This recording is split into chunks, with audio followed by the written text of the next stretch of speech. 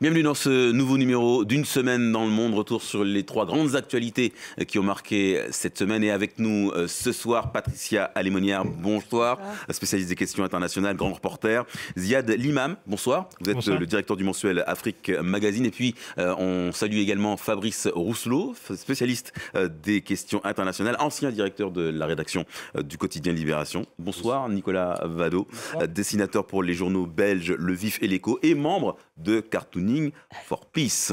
Au menu ce soir, la condamnation de Nicolas Sarkozy en France, 5 ans de prison ferme et surtout une exécution provisoire, ce qui signifie que l'ancien président va se retrouver derrière les barreaux. On le saura le 13 octobre prochain quand il sera incarcéré. Nicolas Sarkozy a été jugé coupable d'association de malfaiteurs dans le cadre du financement libyen de sa campagne électorale de 2007. Il parle d'une humiliation pour la France. Alors comment faut-il analyser cette condamnation inédite dans l'histoire de la Ve République? On en discute dans un instant.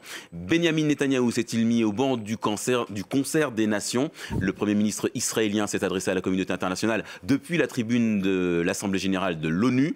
Il persiste et signe. Reconnaître l'État de Palestine reviendrait à donner un chèque en blanc au Hamas. Il rejette en bloc le principe de la solution à deux États. Acharnement, aveuglement, spirale infernale ou alors stratégie planifiée. Quel sens, quelle justification donner aujourd'hui à la guerre à Gaza? Nous allons tenter de trouver des réponses. Et puis, 56 minutes au lieu des 20 qui lui étaient accordées. Le discours de Donald Trump à l'Assemblée générale des Nations Unies a été à l'image du président américain, vindicatif, voire agressif vis-à-vis de l'ONU, virulent à l'égard de l'Europe, climato-sceptique à l'excès. Le patron de la Maison-Blanche s'est livré à un exercice de démolition en règle du multilatéralisme. Alors faut-il parler d'un tournant dans les relations internationales? Analyse à venir. Allez, on commence avec l'affaire Sarkozy. C'était hier l'épilogue de ce procès. L'ancien président de la République française a écouté la lecture du délibéré des 3 juges qui ont tranché dans l'affaire du financement libyen de la campagne de 2007. Nicolas Sarkozy a été blanchi des accusations de corruption. En revanche, il est jugé coupable du chef d'association de malfaiteurs. Verdict, 5 ans de prison ferme avec exécution provisoire. Exécution provisoire différée le temps que l'accusé s'organise. Mais une chose est certaine, il ira bien en prison. Jamais ça n'est arrivé dans l'histoire de la Ve République. L'indignation et la colère de Nicolas Sarkozy étaient à la mesure de l'événement à la fin de l'audience. La haine n'a donc décidément aucune limite. J'assumerai mes responsabilités, je déférerai aux convocations de la justice, et s'ils veulent absolument que je dorme en prison, je dormirai en prison. Mais la tête haute, je suis innocent. Cette injustice est un scandale. Je ne m'accuserai pas de quelque chose que je n'ai pas fait. Naturellement, je ferai appel. Sans doute devrais-je comparaître les menottes aux mains devant la cour d'appel. Ceux qui me haïssent à ce point pensent m'humilier. Ce qu'ils ont humilié aujourd'hui, c'est la France. Patricia Alémonière, je me tourne vers vous. On l'a vu, Nicolas Sarkozy a pris la parole en personne. Il n'a pas laissé le soin à ses avocats de s'exprimer à l'issue de la lecture du délibéré. Est-ce que c'est déjà un symbole en soi? C'est un animal politique, on le sait. Et ça prouve bien qu'il a ce sursaut. C'est quelqu'un, Nicolas Sarkozy, qui adore, excusez le terme, mais qui, dans l'adversité, effectivement, monte toujours au créneau. Dans l'adversité, il trouve un stimuli. Et donc là, alors que vu que les autres chefs d'accusation sont tombés, il s'attendait à toute autre chose à la fin. Et là, c'est le coup de massue, effectivement, avec l'exécution provisoire. Et là, l'animal politique réagit avec violence, j'ai envie de dire, parce que les termes sont quand même assez violents. Hein. Les Français, enfin, vous voyez, sous-entendu, j'en appelle à la raison des Français, j'en appelle, ce n'est pas formulé comme ça, mais enfin, c'est une critique assez virulente derrière de la justice et des décisions de justice. Donc, on sent l'animal blessé. l'animal qui va se battre, mais qui laisse ses avocats à l'arrière parce que c'est de lui. Et on comprend que même s'il s'était retiré de la vie politique, l'aura qu'il a gardée auprès de sa famille politique.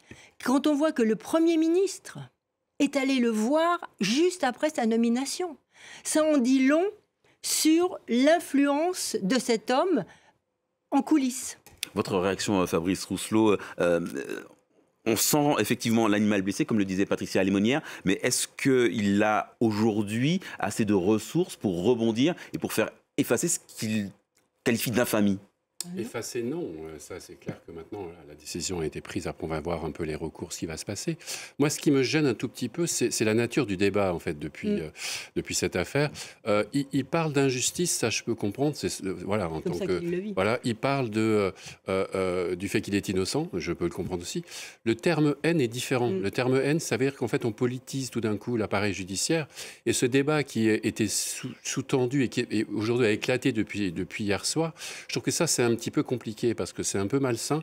J'allais dire, je me souviens d'une période, pour les plus vieux d'entre nous, où les politiques disaient, les femmes et les hommes politiques, on ne fait pas de commentaires sur les décisions de justice. J'aurais presque préféré ça. Or, depuis hier soir, c'est la mise en cause de la justice. Sur quoi ? Sur cette notion de mandat de dépôt et d'exécution provisoire. Après, si on reste sur les faits, il y a un dossier qui est énorme. J'ai pas lu les 400 pages du rendu, mais j'en ai lu 3 heures de lecture de Libéré. J'en ai lu certaines. Voilà, on fait référence à la gravité des faits. J'aimerais souligner aussi que Nicolas Sarkozy n'est pas le seul à avoir été condamné. Il y a 6 autres personnes, dont 2 qui sont allées directement en prison. Donc, c'est pas un dossier qui repose sur rien. Il y a clairement... Alors, les avocats répètent depuis hier soir, et on peut les comprendre également, qu'il a été relaxé sur les 3 autres chefs d'accusation, ce qui est vrai. Par contre, ce que dit le texte, c'est pas tellement que ça ne s'est pas passé, mais c'est qu'ils n'ont pas pu déterminer, n'ont pas les preuves que, par exemple, les flux financiers... Il y a un faisceau d'indices. Après, est-ce qu'on doit avoir un débat en France sur l'exécution provisoire, mandat de dépôt ? Pourquoi pas ? Ça, c'est tout à fait légitime. C'est ce que Sébastien Lecornu voudrait dans les semaines qui viennent. Ce qui est plus gênant, à mon avis, enfin, c'est pas que c'est plus gênant, c'est que c'est plus compliqué et surtout, ça a un impact beaucoup plus fort, c'est de mettre en cause la justice, de politiser la justice, parce qu'on est quand même face à des Français qui ont une totale défiance des institutions. Ils ne font plus confiance aux politiques. Bientôt, ils ne vont plus faire confiance à la justice non plus. Et on est vraiment dans cette espèce d'atmosphère qui n'est pas bonne pour la République et pour la démocratie. Ziad Limam, est-ce qu'aujourd'hui, il faut faire confiance à la justice ? Il faut faire confiance en la justice française, ou est-ce que, comme ce que disent pas mal de politiques, les juges sont tous politisés ? Non, mais on peut pas parler, enfin, je veux dire, on peut pas poser les termes du débat comme ça, parce que quand on les pose comme ça, on est déjà dans la politisation. Je pense que par principe, il faut considérer que la justice, c'est la justice et qu'elle est équitable. Après, c'est une affaire humaine. C'est pas une machine parfaite. Il y a eu des erreurs judiciaires dans l'histoire. Il y a des juges qui peuvent avoir des opinions. Ils peuvent peut-être, quand ils ont des opinions très marquées, essayer de prendre un biais. Mais globalement, dans une démocratie, je pense que c'est très très important. Et on a eu ce débat sur ce plateau il y a 2 jours. Je pense que c'est très important de faire confiance, j'allais dire, d'office. De dire c'est une décision de justice, il y a eu une enquête, et puis c'est pas n'importe quelle décision, c'est pas le commun de toute la journée du tribunal, c'est une enquête de 10 ans, c'est une procédure très longue, c'est un texte qui fait 300 pages où le juge essaye d'expliquer sa décision. Il y a un gros effort de pédagogie. Non, je pense qu'elle explique une décision et elle sait, la juge, elle sait que la question de la détention provisoire va être évoquée et elle dit pourquoi elle pense que c'est extrêmement important dans ce cas-là pour une atteinte grave, en gros, au fonctionnement de la République et qu'on peut pas passer au-delà de ça. Et puis, ce qui est un peu gênant dans tout ça, moi je comprends très bien que les avocats de Sarko et les gens qui l'aiment bien, l'exécution provisoire, c'est vrai que c'est spectaculaire, c'est vrai que de voir un président de la République française aller en prison, c'est spectaculaire.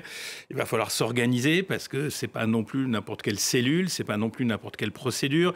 Ça va embarquer tout le monde dans le processus, y compris Macron, à qui on va probablement demander à un moment ou à un autre de prendre une décision qui relève de ses fonctions. Mais il faut quand même parler du dossier. D'un seul coup, le dossier n'existe plus. D'un seul coup, l'histoire de la France et de la Libye entre 2005 et 2007, c'est plus vraiment la discussion. Ben si, c'est la discussion. C'est de ça dont on parle. En fait, là, le terme du débat, c'est on se pose la question de savoir si un président ou un ancien président peut être mis derrière les barreaux, en gros. Non, on est rentré dans une judiciarisation du débat sur oui, non, non, oui. Moi, je dis je ne sais pas. Je ne suis pas juge. Je pense que la détention provisoire fait partie des armes de la justice. Elle explique pourquoi elle le fait. Elle dit que l'intention est un acte délictueux, alors que ça aussi, tout le monde a découvert cette notion qui n'était pas non plus l'association de malfaiteurs. L'intention est un acte délictueux. Il y a des éléments dans ce dossier qui sont extrêmement importants. Je veux dire, la visite chez Abdallah Senoussi, c'est un sujet. On ne peut pas dire ah bah tiens. On ne peut pas minimiser.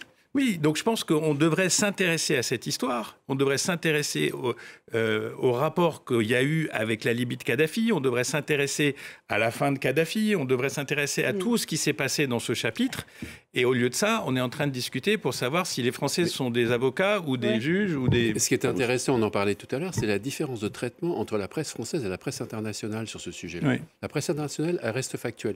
Sarkozy condamné pour 5 ans à 5 ans de prison pour association de malfaiteurs. Et surtout, derrière, ils expliquent l'affaire, ils réexpliquent l'affaire. Je n'ai pas trouvé un seul papier ce matin dans la presse française pour réexpliquer toute l'affaire. Par contre, les prises de position, les éditorialistes, etc., les commentaires, ça, il y en a partout. Mais le dossier, encore une fois, le dossier existe. Un dossier, quand on regarde, quand on commence à s'intéresser à cette affaire-là, il y a énormément de choses. Oui, alors effectivement, le dossier existe, mais le débat aujourd'hui, il s'est déplacé du dossier et du fond du dossier au débat politique. Et ce débat de la justice politique, souvenez-vous, l'affaire Fillon. C'était exactement ça. Encore les juges étaient pointés du doigt. Et je crois qu'aujourd'hui, dans un contexte que l'on vit avec Donald Trump aux États-Unis, qui ne cesse d'agresser la justice, il faut qu'on fasse très attention en France. On a une juge, effectivement, qui est aujourd'hui clouée au pilori, on pourrait se le dire, ça me rappelle un peu la méthode Trump, et si vous voulez, elle a rendu son délibéré, elle l'a expliqué, comme l'a très bien dit Ziad, mais aujourd'hui, on ne s'occupe pratiquement pas du dossier libyen. Tous les débats sont... Grosso modo, est-ce que la justice est politisée et est-ce que la justice, les juges sous-entendus de gauche, veulent-ils la peau de Sarko? C'est ça, résumé. Et franchement, qu'on en soit là à débattre, alors que effectivement l'exécution provisoire peut être un terme de réflexion. Mais si on dit on abandonne l'exécution provisoire, attendez, il faut savoir qu'il y a beaucoup de gens qui il y a des centaines par jour. Voilà, il y en a des centaines par jour, et Dieu merci qu'il y a l'exécution provisoire. Il ne faut pas oublier que c'est le Parlement qui a voté le durcissement. Oui, c'est le législateur, effectivement. Nicolas Vado, comment est-ce que l'affaire est traitée par les dessinateurs que vous avez... C'est un cadeau pour nous, mais je dirais, tu disais qu'il traite la presse étrangère traite ça de manière factuelle, c'est bien plus que ça. La presse étrangère, en fait, se réjouit de cette décision parce qu'elle voit que la démocratie fonctionne. Moi, j'habite en Belgique, on s'en réjouit, c'est la même chose en Allemagne, c'est la même chose dans beaucoup de pays, c'est beaucoup plus que factuel. Donc quand je vois les éditos que j'ai vus dans la presse française ce matin, comparé à ce que je vois en Belgique, en Allemagne, en Angleterre, en Pologne, c'est le jour et la nuit. C'est quand même assez étonnant, l'impression que la France est un pays qui vit sur notre planète. Je vais vous montrer des dessins. Montrez-nous. C'est un sujet qui est intéressant. On veut les dessins. Alors, un dessin de... Aden, un dessin français, vous voyez, bling, bling, bling, bling, c'est très simple, c'est très efficace. Excellent. Je vais continuer avec un dessin de Kurt, qui est très très drôle aussi, parce qu'il fait le lien avec une autre actualité. Et ce qu'on va voir, ce dessin de Kurt, encore un humoriste censuré, je suis innocent. Je trouve ça très très drôle, regardez les rats qui sont morts de rire, c'est très drôle. Puis je vais terminer par un dessin à moi, qui est paru ce matin, parce que je ne peux pas m'empêcher, quand je dessine Sarkozy, de voir un vide existentiel. Et donc j'ai fait toute ma vie, je n'ai eu qu'un but, par tous les moyens, être le plus grand. Et vous voyez que les dossiers, on en voit 3, mais il y en a 3 qu'on ne voit pas parce qu'il a quand même d'autres dossiers qui restent derrière, le Qatargate, notamment des choses comme ça. Et moi, depuis que je dessine Sarkozy, ça fait quand même 20 ans que je dessine Sarkozy, j'ai toujours trouvé que c'était un président atypique parce que, contrairement aux autres présidents, il n'a pas le sentiment d'être légitime et donc il a toujours besoin d'être dans la revanche. C'est comme ça qu'il est comme Trump. Et donc, moi, je vois toujours un vide existentiel chez cet homme-là. On va passer au dossier Netanyahou, pour faire simple, Benjamin Netanyahou, le Premier ministre israélien, qui s'est exprimé à la tribune de l'Assemblée générale des Nations Unies. C'était il y a tout juste quelques heures. Un Premier ministre qui a été extrêmement virulent et qui a notamment dénoncé l'initiative portée notamment par la France de reconnaître l'État de Palestine. On l'écoute. Vous savez quel message les dirigeants qui ont reconnu l'État palestinien cette semaine ont envoyé aux Palestiniens? C'est un message très clair. Assassiner des Juifs, ça paye. Votre décision honteuse encouragera le terrorisme contre les Juifs et contre des innocents partout dans le monde. Ce sera une marque de la honte sur vous tous. La marque de la honte sur vous tous. Ziad Limam, comment est-ce que vous avez reçu ce discours? Il fait du Trump version lui-même, c'est-à-dire qu'on est dans le... Je veux dire, le discours de Netanyahou a toujours été le même, c'est-à-dire il n'y a pas de génocide, il n'y a pas d'affaire de Gaza, il y a une guerre légitime de l'État d'Israël contre le Hamas, la guerre qu'on mène est juste, on a organisé des circuits d'aide, etc.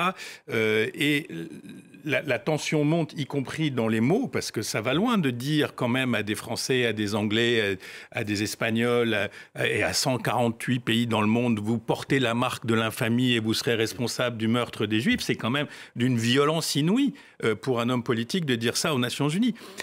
Moi, je pense que c'est quand même des signaux de faiblesse. Le pays est très... De faiblesse ou de fébrilité? De faiblesse. Alors, souvent, quand on est en faiblesse, on a tendance à être un peu fébrile. Mais d'une part, il faut qu'il tienne sa majorité, qui quand même reste, même si ce n'est pas l'objectif principal, reste un souci. Deuxièmement, il faut qu'il mène son projet, parce que je l'ai dit plusieurs fois sur ce plateau, je pense qu'il y a un vrai projet politique de Netanyahou, et depuis 40 ans, qui n'est pas d'État palestinien et un grand Israël dans des frontières élargies, y compris s'il faut occuper un bout du Liban, un bout de la Syrie, un bout de la Jordanie, ou éliminer la Jordanie tout court en faisant un État palestinien. Donc tout ça, ça fait partie du plan. Aujourd'hui, le jusqu'au-boutisme de ce monsieur et de sa coalition fait qu'ils sont très isolés, comme jamais ils n'ont été sur la scène internationale. Donc c'est quand même gênant. Bon, il y a une petite anecdote, hein, vous avez vu le parcours de l'avion quand même. Oui, mais au mois de juin, il a évité les espaces aériens de pays qui... Mais au mois de juin, il a traversé la France, tout ça, et là, il ne traverse pas quand même. Donc, c'est des petits signaux, mais quand même, il a un allié, certes... Important quand même. Oui, certes, inébranlable, qui continue à lui fournir autant d'armes qu'il veut pour faire son Sparte local, mais qui aussi est très imprévisible. Hier, on a cette phrase « Si jamais on touche à la Cisjordanie », alors ça c'est nouveau, ça sera la fin du monde, l'arrêt de toute discussion avec Israël. Mais c'était dans le bureau ovale, Donald Trump a dit « Ça suffit comme ça, il est temps d'arrêter maintenant et il ne permettra pas l'annexion de la Cisjordanie ». Ça fait un certain nombre de mois qu'il le dit. Donc je pense quand même qu'il y a une forme de course de vitesse qui est enclenchée sur Gaza, sur la Cisjordanie, pour créer des faits établis, pour dire qu'il a progressé dans son grand plan et que tout ça au mépris des vies humaines, évidemment, qui tous les jours, parce que tous les jours, c'est dingue, hein, 80, 100, 70, enfin c'est tous les jours. Fabrice Rougeau, donc Benyamin Netanyahou est condamné à poursuivre dans cette course en avant? Disons que la vraie question, c'est l'après. C'est-à-dire que ce qu'il n'a pas donné dans son discours aujourd'hui, c'est qu'est-ce qui se passe après. C'est-à-dire qu'en gros, il dit « je continue la guerre jusqu'à l'éradication du Hamas », mais qu'est-ce qui se passe après ça, là, dont il dit d'ailleurs dans le discours qu'il les a pratiquement. Exactement. Ouais. Donc c'est ça la difficulté, c'est qu'on est dans cette position jusqu'au-boutiste, c'est la guerre pour en fait gagner sur le terrain. Et quand on regarde et quand on élargit un peu, quelques minutes plus tard, on a Donald Trump qui annonce que lui, il est peut-être proche d'un plan de paix. Donc on a une séquence où on a les États qui reconnaissent l'État de Palestine tout simplement parce qu'ils voient que sur le terrain, rien ne se passe et qu'il y a un moment, cet État de Palestine, il va complètement disparaître, donc ils le reconnaissent, il faut faire pression. On a un Premier ministre israélien qui dit « je ne reconnaîtrai jamais l'État de Palestine ». Et on a un président américain qui dit « attendez, j'ai trouvé, il y a un plan ». Donc c'est vrai qu'on a un petit peu de mal à se retrouver dans cette séquence-là. On a des acteurs qui restent dans leur ligne et dans leur botte, j'allais dire, jusqu'au bout. Et Netanyahou, aujourd'hui, a été vraiment jusqu'au boutiste, comme il l'a toujours été quand il est à l'ONU. À l'ONU, il intervient toujours quand il intervient, il est toujours dans des positions très forcées. Et là, on l'a dit rapidement, les gens sont partis, etc. Ça n'a rien changé. Il a déroulé son plan, qui est un plan de « je fais la guerre jusqu'à la fin du Hamas ». Patricia Lémonière. Alors, je fais la guerre jusqu'à la fin du Hamas, mais aussi je redessine totalement le Proche-Orient est gagné par un hubris certain. Il a sorti ses habituelles cartes et il s'est adressé à l'Assemblée, dont une partie, effectivement, avait quitté la salle, en montrant qu'il avait rayé de la carte l'Iran, le Hezbollah, enfin pratiquement tout l'axe du mal. Les Yéménites, il a rappelé la frappe qui a fait 147 morts, je crois, à Sanaa. Enfin bref, et on sentait un Premier ministre aveuglé par lui-même et qui ne veut pas entendre une autre voix que la sienne. C'est-à-dire, il va en finir avec le Hamas et qu'à ce prix. Parce qu'il dit, et il rejette, et c'est un mot qui nous adresse, il rejette totalement, a-t-il dit, 2 États. 2 États, a-t-il dit, ce n'est pas possible, et... Ce serait le suicide pour l'État d'Israël. Oui, ça serait le suicide. Et, dit-il en s'adressant aux Américains, c'est comme si on implantait un État d'Al-Qaïda à côté de New York. Vous imaginez la comparaison. Donc, il est enfermé dans son discours, mais cet enfermement, il ne date pas d'aujourd'hui. Et on a très bien vu, il y a encore quelques jours, c'était la semaine dernière, le lundi de la semaine dernière, où il a fait cette conférence de presse hallucinante où il disait, il se doute, il voit bien que Trump commence à rechigner à quelques-unes de ses volontés, comme la Cisjordanie. Et donc, il disait, il faut qu'on devienne Sparte. Mais Sparte, c'était quoi? Sparte, ça voulait dire, c'était un modèle de guerrier, effectivement, un modèle très autoritaire, mais surtout une autarcie. Et donc, il voulait dire, Israël va vivre en autarcie, personne ne nous aime, mais... nous avons la force et donc nous allons tenir contre tous. Et donc c'est vraiment le message qu'il a une nouvelle fois adressé. Nous gagnerons contre tous. Mais ça, il l'avait déjà dit lors d'une réunion budgétaire en Israël. Il avait déjà dit que Israël devrait à un moment s'apprêter à rentrer dans une forme d'économie autarcique. D'abord, c'est pas sûr que le capitalisme israélien va apprécier l'autarcie. C'est pas sûr qu'un des pays les plus smart, les plus intelligents dans un certain nombre de domaines va apprécier l'autarcie. C'est pas sûr que de faire des grands discours en disant je vais être résilient et autarcique et je peux tenir, mais je tiens grâce à qui?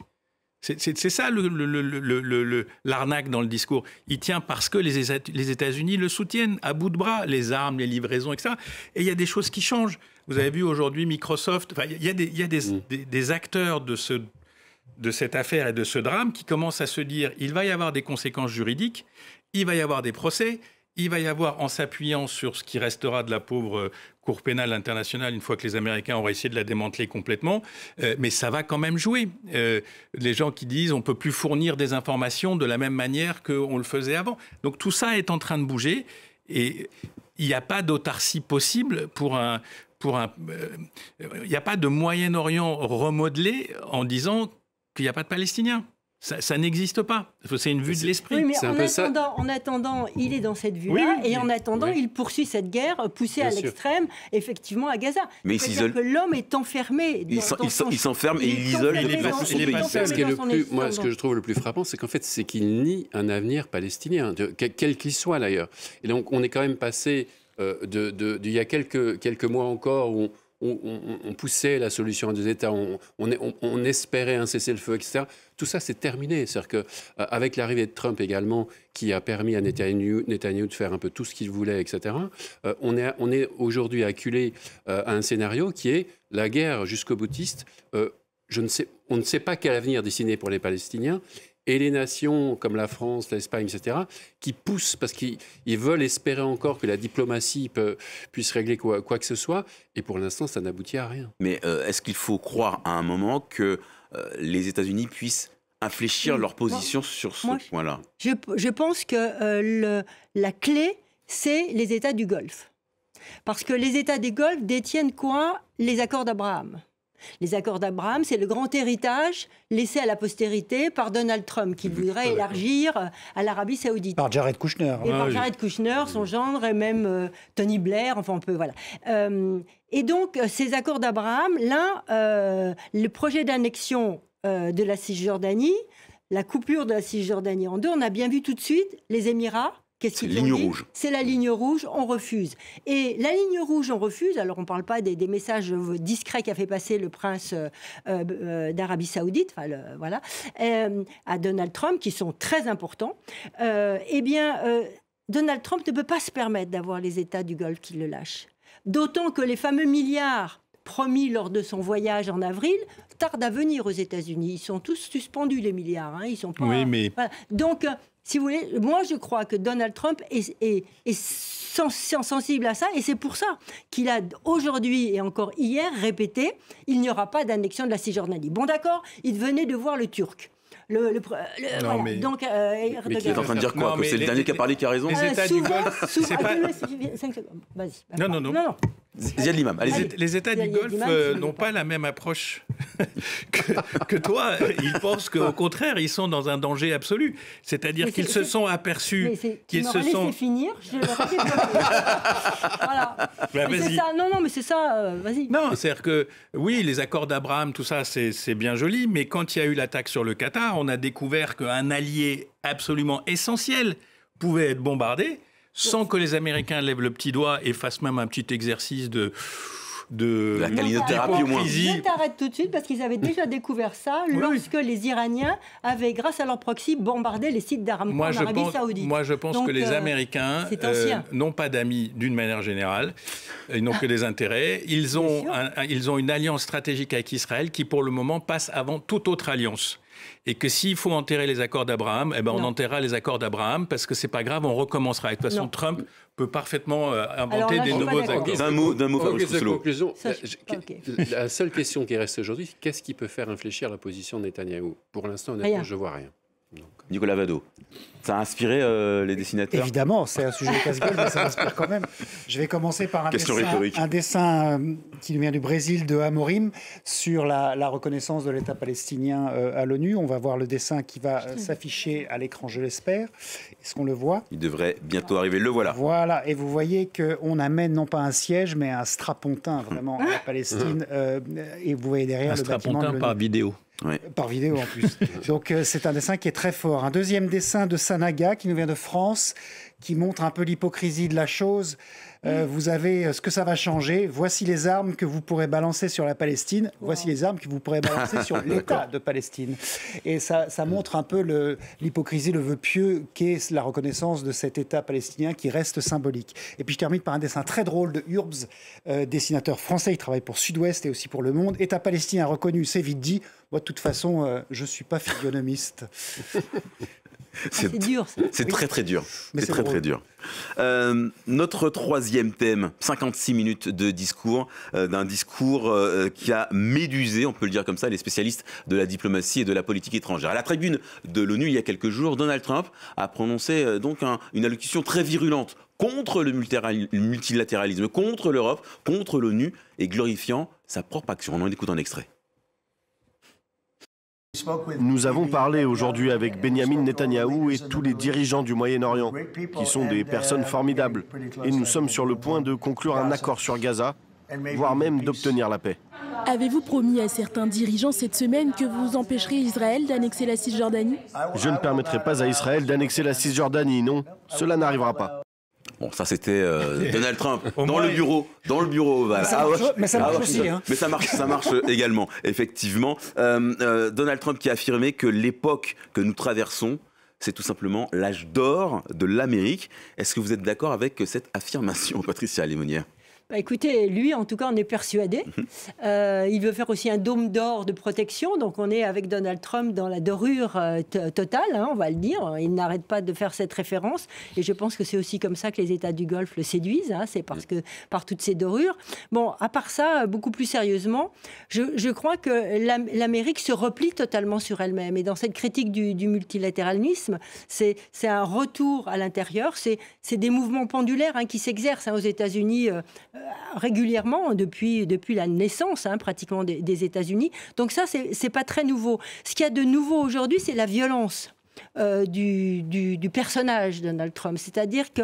J'ai l'impression qu'il est encore plus violent que lors de son premier mandat. Il est plus violent que lors de son premier mandat. De toute façon, il a éliminé autour de lui tous ceux qui voulaient le ramener à la raison, qui étaient en fait les hommes sérieux en quelque sorte. Donc il est entouré que de gens qui lui sont extrêmement fidèles, qui partagent aussi ses opinions. Et il est galvanisé, c'est-à-dire c'est un homme qui est persuadé qu'il a raison sur tout. Et donc, il n'a pas de limite. On pourrait dire ça, il est désinhibé en quelque sorte. Et pour lui, le multilatéralisme est la bête à abattre. L'Europe est la bête à abattre parce qu'elle défend des droits, elle défend le multilatéralisme, elle défend des valeurs qui sont très loin d'être celles qu'il partage. Et donc, à son encontre, comme à l'encontre de l'ONU, il est d'une extrême violence. Quand on voit les exemples dont il s'est servi pour dénigrer les Nations Unies, je leur avais promis, quand j'étais qu'un homme d'affaires, de leur construire un beau bâtiment. Et ils ont préféré faire appel à d'autres qui leur ont coûté des sommes colossales, alors que moi, pour rien, je leur aurais mis... dit-il, du marbre. Enfin, c'est affligeant. Oui, alors, derrière le côté anecdotique, il y a quand même la vision d'un président américain qui confond diplomatie et affaires et business. Merci de la transition, parce que j'allais vous dire, moi je trouve ce discours très utile. Pourquoi ce discours est très utile? Parce qu'il montre à la face du monde ce qu'est l'Amérique d'aujourd'hui et ce qu'est Donald Trump. Aujourd'hui, aux États-Unis, et je suis bien placé pour le savoir parce que j'ai mes enfants qui vivent là-bas, le pays est devenu fou. C'est-à-dire qu'on est dans le contrôle des médias, le contrôle des universités, le contrôle des programmations de musées. On arrête les opposants, on arrête tous ceux qui osent dire faire tel ou tel commentaire. La suite de l'assassinat de Charlie Kirk a dérapé sur, de nouveau, chasse aux sorcières, alors que c'était l'un des termes d'ailleurs favoris de Trump quand il était en campagne. C'est la chasse aux sorcières contre moi, c'est maintenant. Et donc, ce que je veux dire, c'est qu'on a eu là l'image de Trump tel qu'il est dans son quotidien, tel que les Américains le voient. Trump, et il est toujours dans sa peau d'entrepreneur, de leader d'entreprise. Il gère l'Amérique comme si c'était sa propre compagnie. Vous n'êtes pas d'accord, vous êtes viré. Vous n'êtes pas d'accord, on va vous mettre en prison. Et là, on a vu exactement ça aux Nations Unies, c'est-à-dire qu'en fait, le monde, c'est pareil.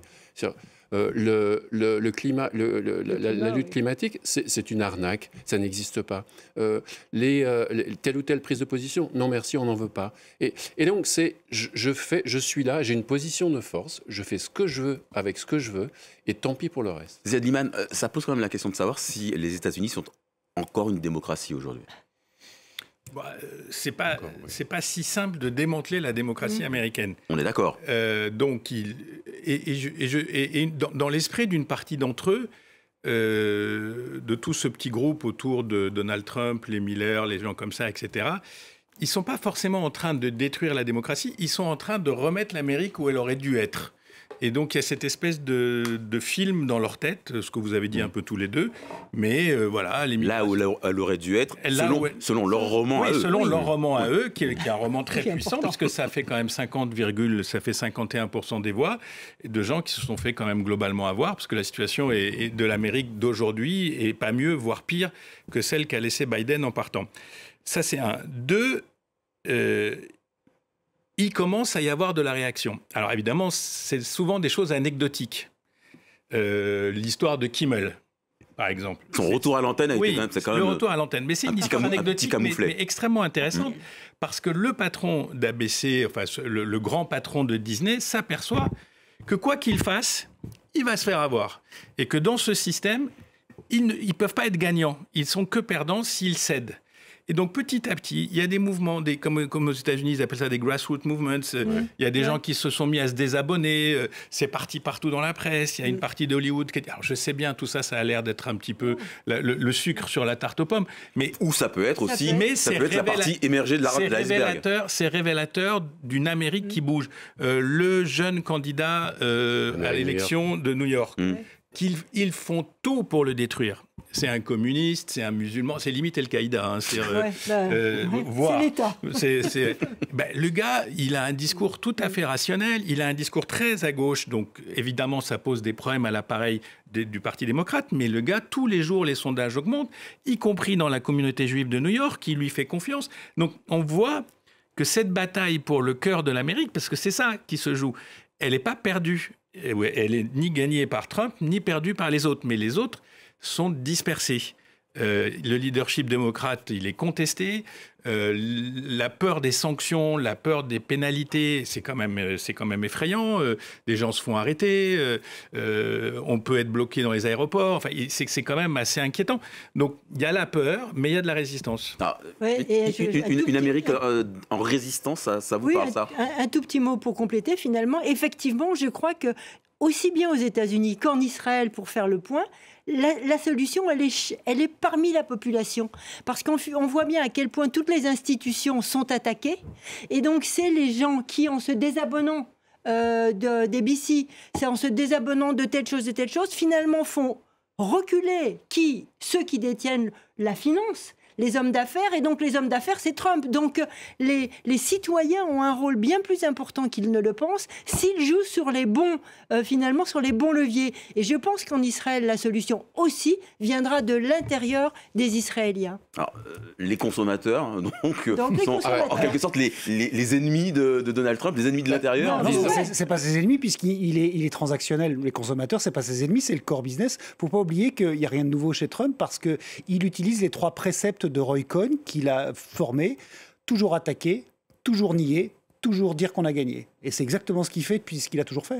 Après, il y a quand même il y a des contrebalances aux États-Unis. Donc c'est vrai qu'on voit par exemple que les juges commencent vraiment à prendre cet agenda en main, etc., et à contester énormément de décisions de Trump. Après, il en vire certains, mais certains résistent.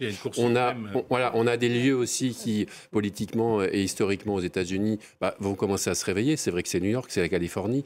Le gouverneur de Californie, Gavin Newsom, est sans arrêt sur les ondes pour dire qu'il ne faut pas se laisser faire avec un tyran comme Donald Trump. Donc, on a des choses qui bougent.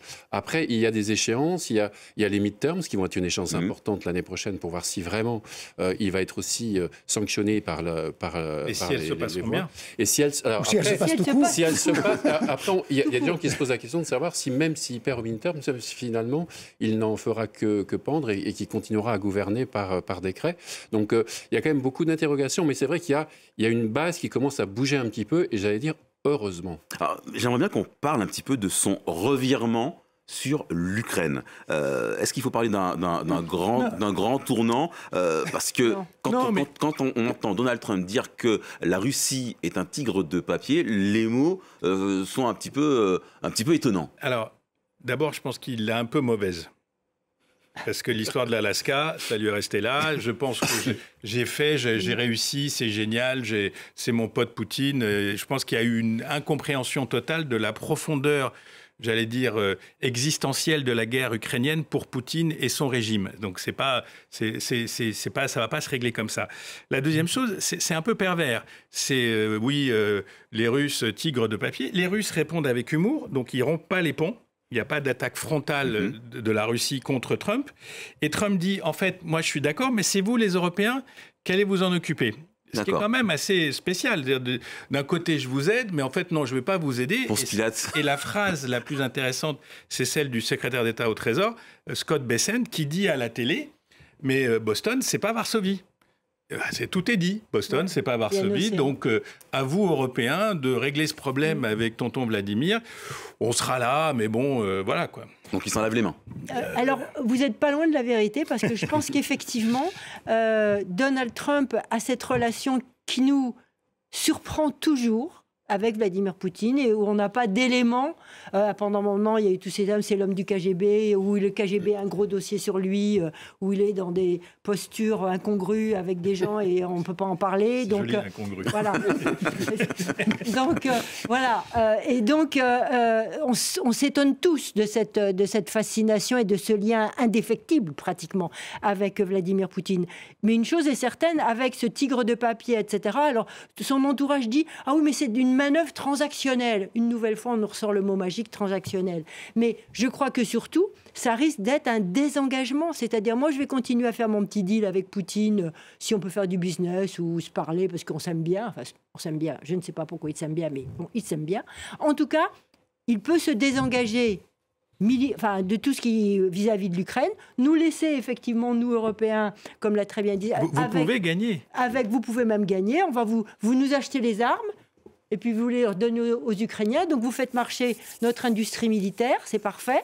Et puis vous aidez les Ukrainiens. La seule chose qu'il n'a pas dit, préciser, c'est s'il allait laisser le renseignement très, très important pour les Ukrainiens. Mais il n'a jamais parlé des garanties de sécurité qu'espérait Zelensky. Donc on voit bien qu'il y a un détachement de l'Ukraine parce qu'il n'est pas arrivé à faire la paix en 24 heures. Surtout les volte-face de Donald Trump, on y est habitué, donc je pense qu'il peut y en avoir un autre la semaine prochaine. Moi, je me souviens de Steve Bannon, vous savez, qui était l'idéologue du premier mandat, très très à droite, etc., qui avait pris en grippe Trump pendant quelques mois, parce qu'il est quand même parti en prison, etc., et qui avait dit un jour, le problème de Donald Trump, c'est qu'il croit en rien, et en fait, suivant son interlocuteur, il change d'avis tous les 2 jours. Donc, voilà. Le dernier qui a parlé. Voilà, exactement. Donc si on s'en tient à cette réflexion de Steve Bannon, on aura peut-être un volte-face la semaine prochaine. Nicolas Vado, est-ce que le discours de Donald Trump... Bon, allez, c'est la question rhétorique. J'imagine. C'est fatigant parce qu'on le dessine 250 fois par an, mais bon, on va continuer.